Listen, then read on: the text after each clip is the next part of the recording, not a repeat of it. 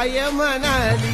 गाव देवी माझ्या सपनात आली, जवळ येऊन काय म्हणाली, ए संकटात घाबरायचं नाही, मी उभी तुझ्या पाठीशी हाय, संकटात घाबरायचं नाही, मी उभी तुझ्या पाठीशी हाय, घाबरायचं